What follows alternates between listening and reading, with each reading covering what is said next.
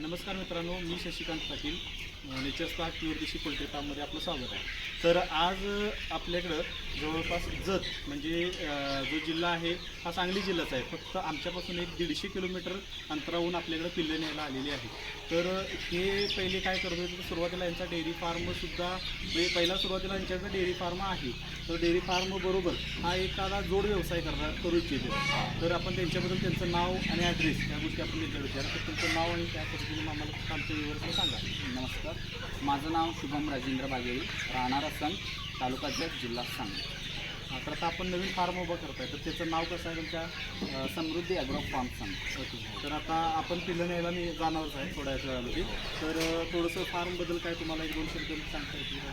आहे सर, आपल्याकडे समृद्धी agro form नावाने डेअरी फार्म होता. काही कोंबड्या होत्या आपल्या पाळले.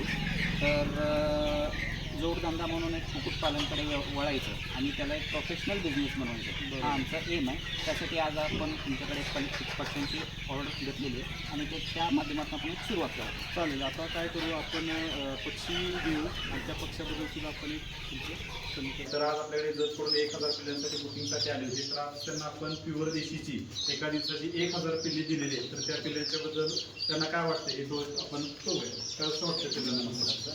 पिल्लं अतिशय असे म्हणजे नेचर स्पार्क जो तुमचं कंपनी आहे त्याप्रमाणे एकदम स्पार्क असं एकदम खास पिल्लं वाटली आम्हाला पिल्लं घेऊन सॅटिस्फॅक्शन झालेलं आहे. आता आपण याच्यानंतर आपल्याला फार्मचं ग्रोथ करायचं आहे, तर नक्कीच तुमच्याकडे खूपसा बॅच आपण नक्कीच टाकू. आज 1000ची बॅच आपली जात आहे. काही दिवसामध्ये आपण आणखी 1000 बॅच यांना देणार आहे. 100%. धन्यवाद. थँक्यू.